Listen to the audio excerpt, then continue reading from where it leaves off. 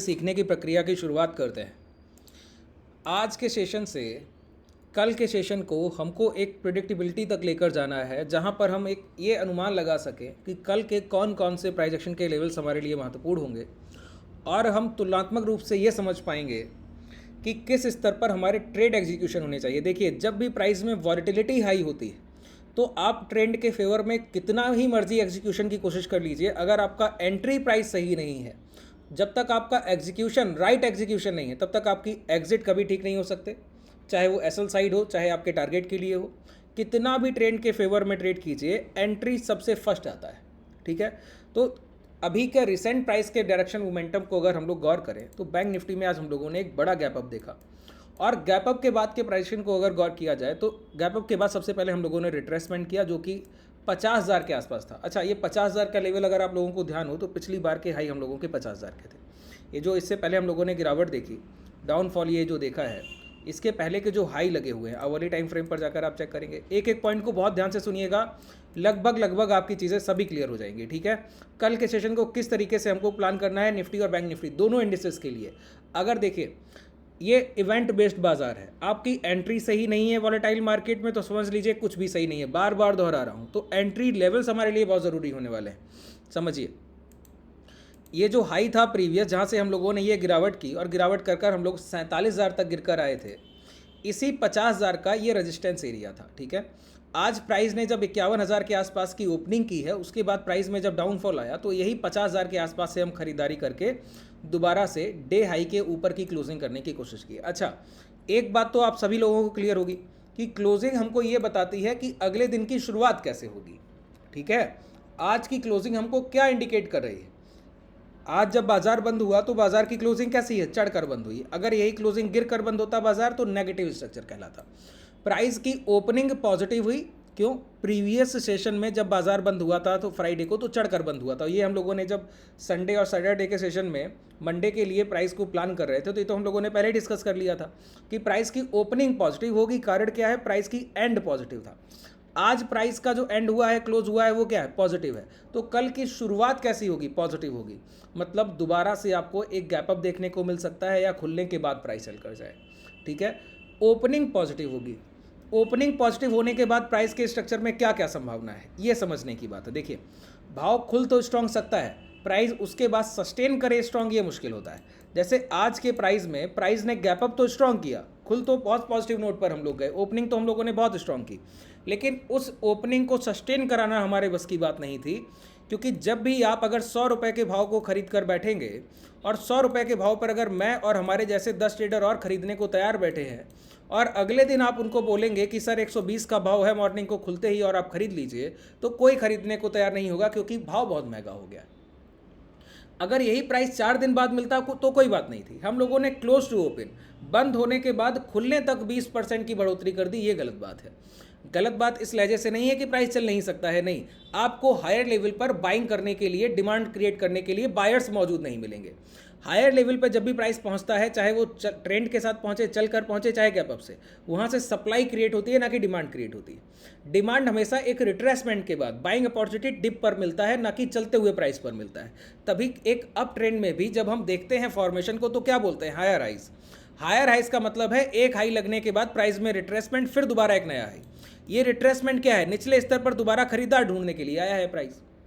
ठीक है, इसी तरीके से जितना बड़ा ये हम लोगों ने आज गैप अप किया और उसके बाद प्राइस ने जब डिप लिया, तो ये डिप कोई बिकवाली की डिप नहीं है, ये डिप प्राइस में बाइंग उठाने के लिए लाई गई।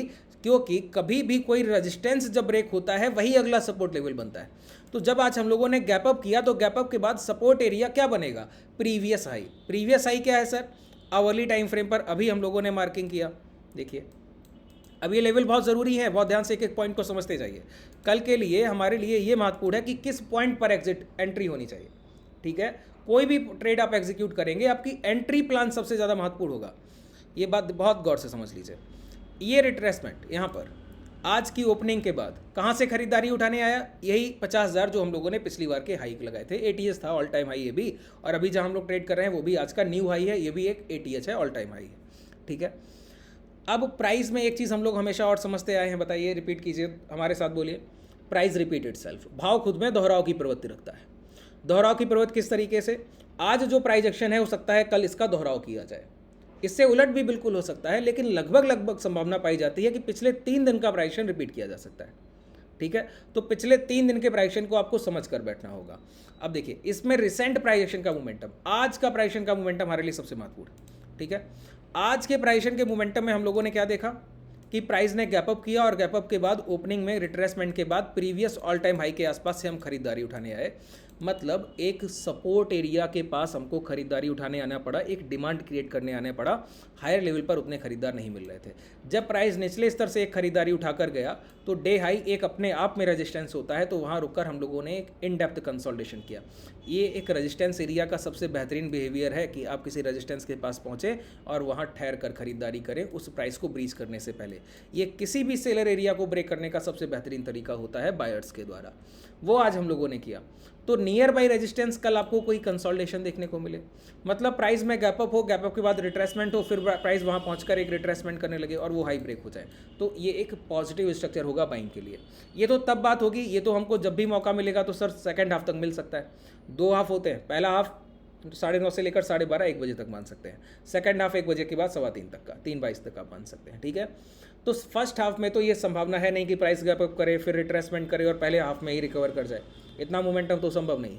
अगर होगा भी तो कैसे हो सकता है, सेकंड हाफ 1-1:30 बजे के आसपास ये खरीदारी करने का मौका मिलेगा।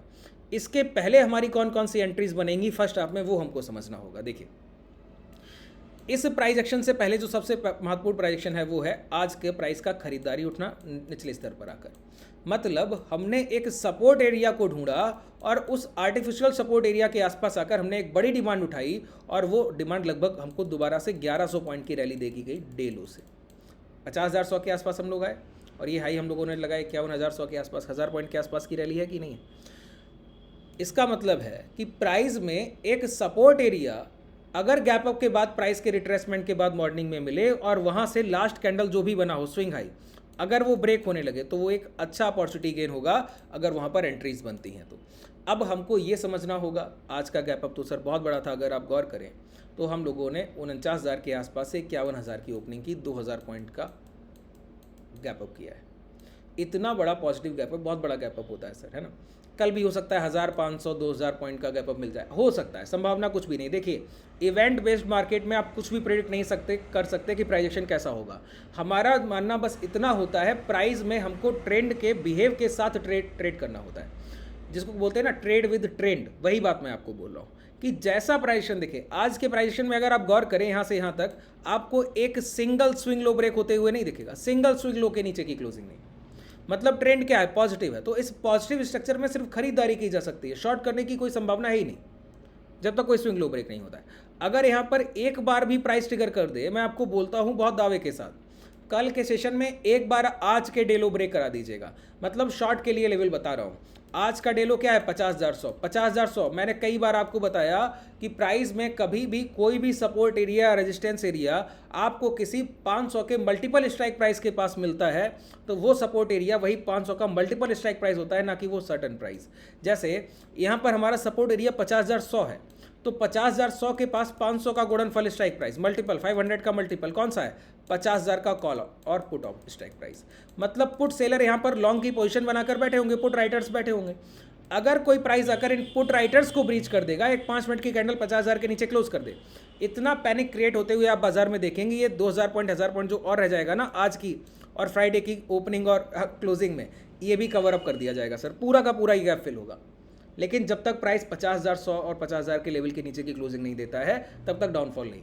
मतलब गिरावट के लिए हमको ट्रिगर प्राइस क्या चाहिए, 50,000 और 50,100, ये तब है आज के लिए बोल रहा हूँ। कल प्राइस गैप अप करे तो हो सकता है इंट्राडे में प्राइस कंसोलिडेशन करे, 12 बजे के बाद लो ब्रेक कर दे, है ना। तो कल के जो दो लो होंगे रिसेंटली उसके बाद भी शॉर्ट सेलिंग होगी। कोई प्राइस हायर लेवल पे ओपन हो, दोबारा से ओपन होकर आज के जो डे हाई है, आज का डे हाई क्या है 50,100, इसके नीचे 51,100, 51,000 के अंदर आकर एक इन्वर्टेड हैमर कैंडल का फॉर्मेशन करे, उसके लो ब्रेक कर दे, तो कई तरीके के प्राइस सेटअप बन सकते हैं। ऐसा नहीं कि शॉर्ट करने के लिए केवल आज का डे लो ही नहीं, आज के डे हाई के ऊपर कल की ओपनिंग और दोबारा से प्राइस पहली या दूसरी कैंडल ही आकर क्लोज कर दे बिलो प्रीवियस डे हाई आज के डे हाई के अंदर, तो आप वहाँ पर शॉर्ट करेंगे day high, recent day high, मतलब कल का जो डे हाई लग जाएगा उसके हाई के स्टॉप लॉस के साथ। वो एक सबसे अच्छा प्राइस होता है। दोबारा बहुत रेयर केस होता है कि प्राइस फिर दोबारा से डे हाई ब्रेक कर। ठीक है। जैसे आज के प्राइस में ये 51,000 से गिरावट हो रही थी, हम लोग 50,100 तक आए। यही प्राइस गिरते गिरते अगर प्रीवियस डे लो, मतलब फ्राइडे के हाई जो लग गए थे 49,100 के आसपास, 49,000 के नीचे आकर क्लोज कर देता एक भी कैंडल, यहाँ के बाद आप बहुत शार्प गिरावट देखते हैं बाजार में। ये इक्विटी में बहुत अच्छे से काम करता है। आप लोग कमेंट सेक्शन में बताइए अगर आप इस तरीके के सेटअप को सीखना चाहते हैं जो मैं बोल रहा हूँ। इसको इन्वर्टेड हैमर से मॉर्निंग के 9:15 से 9:30 तक हमको पोजीशन एग्जीक्यूशन का बहुत अच्छे बेनिफिट मिलते हैं। कभी भी ऐसी अपॉर्चुनिटी आपसे मिस नहीं जाएगी जो आप ट्रेड करें और एसएल हंटिंग हो जाए। बहुत रेयर केस होगा। क्या होगा? कंसोलिडेशन में, मतलब नो लॉस नो प्रॉफिट में आप पोजीशन को एग्जिट कर सकते हैं। घाटा जाना बहुत मुश्किल बात होती है। ये इंस्टीट्यूशन सेलिंग का साइन होता है एक तरीके से अगर देखा जाए तो। इस वजह से यहाँ लॉस की कोई संभावना नहीं। अब देखिए, आज जब प्राइस ने गैप अप किया तो लोअर लेवल पे आके खरीदारी उठाई। इसी तरीके से अगर प्राइस गैप अप करे और गैप अप करने के बाद मान लेते हैं 1000 पॉइंट या 2000 पॉइंट का गैप अप हो गया और प्राइस इस हाई के पास आकर बैक करने लगे, इसके नीचे क्लोज ना करे, तो यही एक सपोर्ट एरिया बिल्ड हो जाएगा आज का डे हाई। अगर इसके नीचे की क्लोजिंग हो गई तो जिस कैंडल से क्लोज होगा उसके लो जाते ही डे हाई के साथ शॉर्ट करेंगे, शॉर्ट सेलिंग के लिए, ठीक है। इसके साथ ही अगर आप गौर करें, कई बार आप लोग पूछते हैं कि प्राइस में हम अपने टारगेट कैसे डिसाइड करते हैं। टारगेट के लिए मैं आपको एक सिंपल सा एक प्राइजेशन का सेटअप मैं आपको बोलता हूँ कि जितना प्रीवियस रिट्रेसमेंट हो, जब भी उसके हाई ब्रेक हो जाए तो उस रिट्रेसमेंट में टोटल गिरावट का 60% जोड़ दीजिएगा। इसका मतलब हुआ कि अगर कोई प्राइस 100 रुपये से गिरकर या 200 रुपये से गिरकर 100 रुपया हो गया है तो ये टोटल कितनी गिरावट है? 100 रुपये की गिरावट है। अगर दोबारा से जब भी ये प्राइस 200 रुपये को क्रॉस करेगा तो 100 रुपये की गिरावट का 60%, मतलब 60 रुपया। इसका पहला टारगेट 260 रुपये है सर। ये मैं नहीं बोलता हूँ, ये फिबोनाची का रिट्रेसमेंट बोलता है। ये फिबोनाची का जो आप इंडिकेटर यूज़ करते हैं ना, टूल यूज़ करते हैं, वहाँ पे हमारा पहला टारगेट ही होता है 61.8, जिसको हम बोलते हैं 0.618 का लेवल है ये, ठीक है। अच्छा, इसको कैसे निकालते हैं ज़रा समझिए। अभी हम लोग आवरली टाइम फ्रेम पे थे सर, ठीक है। इन सारी चीज़ों के आप लोग नोट्स बना लिया कीजिए, बार बार ये चीज़ें मैं दोहराऊंगा। ऐसा कोई भी चीज़ नहीं है जो मैं आपको सिखा रहा हूँ आपको कभी काम ना है। ये लाइफ लॉन्ग आपकी ट्रेडिंग जर्नी में आपके साथ रहने वाली चीज़ें। कभी ये इंस्टीट्यूशनल साइन में कभी भी तब्दीली नहीं आएगी। ना तो क्लोजिंग का प्राइस जैसा क्लोज करेगा आप सोचिए कि अगले दिन का प्राइजेशन बदल जाएगा। 10 दिन में 2 दिन बदल सकता है, आज तक 8 दिन इसी तरीके का प्राइजेशन आपको देखने को मिलेगा जैसे मैं बोल रहा हूँ। तो 80% एक्यूरेसी पे काम करने की कोशिश कीजिए, उस 20% से अपना पहले ध्यान उठाइए। जो लोग 100% एक्यूरेसी पे बाजार में काम करना चाहते हैं ना, उनके लिए पहला सजेशन है मार्केट से दूर रहिए, ठीक है। समझिए, ये फिबोनाची रिट्रेसमेंट है। अब इसको आप कैलकुलेट करेंगे फिबोनाची से। मैं बोलता हूँ पहले मैनुअली करने की कोशिश कीजिए। मैनुअली कैसे किया जाएगा बताइए। ये हाई बताइए क्या है? ये हाई है 50,000। यहाँ से रिट्रेसमेंट की शुरुआत की, लो क्या लगा दिए? 47,000। टोटल गिरावट कितनी है? 3,000 पॉइंट की गिरावट है। 3,000 पॉइंट की गिरावट का 60%, आधा होता है सर 1,500 पॉइंट, और 10% 300 पॉइंट, लगभग 1,800 पॉइंट। मतलब जब भी 50,000 ब्रेक होगा तो हमारे लिए जो नियर अबाउट पहला टारगेट बैंक निफ्टी रखती है 50,000 प्लस 1,800, मतलब 51,800। इसका मतलब हुआ कल प्राइस कभी भी अगर 51,800, अब बहुत ध्यान से सुनिएगा, कल अगर कोई भी ओपनिंग आपको 51,800 के ऊपर की मिलती है, ये 51,800 का लेवल बहुत आपके लिए क्रेजी लेवल है, इसको ध्यान रखिए।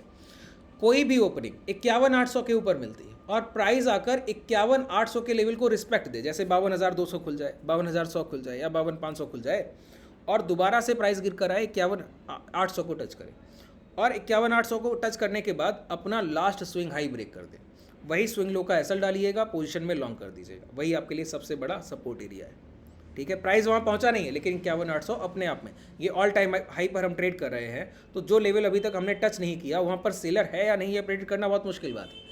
उसके बावजूद मैं आपको बोलता हूँ, अगर कोई भी प्राइस 52,200 या 52,400 पर ओपन हो या 52,000 के अब कहीं भी ओपन हो जाए, वो प्राइस गिरकर 51,800 के लेवल को रिस्पेक्ट देना चाहिए। रिस्पेक्ट देने का मतलब क्या है? कोई भी 5, 10, 15 मिनट की कॉन्जिक्यूटिव 2 क्लोजिंग, 5, 10 और 15, जो भी टाइम फ्रेम आप ट्रेड करते हैं, लगातार 2 कैंडल की लोअर लोज की क्लोजिंग नहीं मिलनी चाहिए। मतलब 51,800 के अंदर अगर एक प्राइस ने 5 मिनट की कैंडल क्लोज किया और अगला कैंडल जिस कैंडल ने 51,800 के अंदर क्लोज किया उस कैंडल के लो ब्रेक कर 2 कॉन्जिक्यूटिव क्लोजिंग, लगातार अगर 2 कॉन्जिक्यूटिव क्लोजिंग मिल गई तो फिर वहाँ से शॉर्ट सेलिंग की संभावना होगी, क्योंकि जो बायर लेवल है उसको रिस्पेक्ट नहीं किया गया है, ठीक है। इस वजह से बोला हूँ। अच्छा, इसको कई लोग टूल से ही सर निर्भरता रखते हैं कि टूल को ही यूज़ करेंगे। लाइए दिखा दूँ मैं आपको। ये हाई है, इसको लगाने का तरीका सीख लीजिए। फिबोनाची रिट्रेसमेंट को यूज़ कैसे करते हैं। पहला क्लिक हम टॉप पर करेंगे और दूसरा क्लिक बॉटम पे करेंगे, और इसके बाद यहाँ पर देखिए 0.618 लेवल हम लोगों ने मैनुअली कैलकुलेट किया था, ये टूल कैलकुलेट करके दे रहा है 1.618 लेवल। क्या रहा है, 51,845 रुपया 55 पैसा।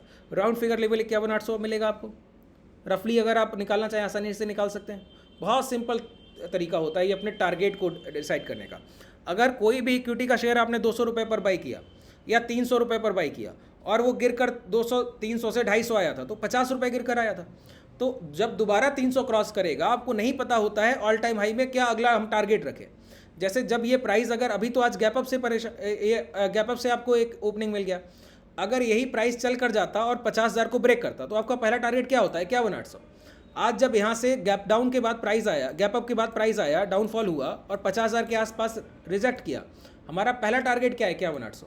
मतलब अगर कल के सेशन में हमको कॉस्ट की ओपनिंग मिले, गैप अप ना मिले, या फिर 51,800 के अंदर कहीं हम गैप अप के साथ ओपन हो, अभी हम 50,000 के आसपास, 51,000 के आसपास की क्लोजिंग है हमारी, और हम 51,800 के अंदर कहीं ओपन हो जाए, तो 51,800 हमारे लिए सपोर्ट नहीं है, रेजिस्टेंस एरिया है। वहाँ पर लोग अपने प्रॉफिट्स बुक करेंगे। जिन्होंने आज की पोजीशन नियर अबाउट 50,000 के आसपास बनाई है, तो पहला प्रॉफिट बुकिंग यहाँ पर होगा। यहाँ से एक डिप मिलने के बाद प्राइस दोबारा जाए, यहाँ कंसोलिडेशन करे और ये हाई ब्रेक कर दे। आज का जो प्राइसन था 51,000 के आसपास जो ब्रेक हुआ क्लोजिंग के टाइम, उसी तरीके का प्राइसन अगर 51,800 दिखाता है, अगर बहुत बड़ा गैप अप नहीं मिला तब, और फिर वो नियर बाई रेजिस्टेंस कंसोलिडेशन, फिर वो हाई ब्रेक, तो आप लॉन्ग करेंगे। तब तक कोई लॉन्ग का पोजीशन नहीं बनेगा, ठीक है।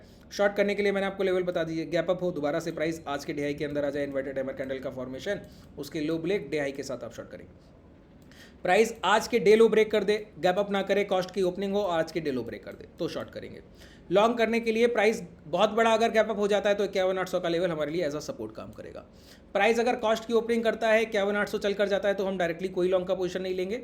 जब प्राइस एक कंसोलिडेशन कर या एक दो बार रिट्रेसमेंट करके 51,800 ब्रेक करेगा, तब हम लॉन्ग की पोजीशन लेंगे।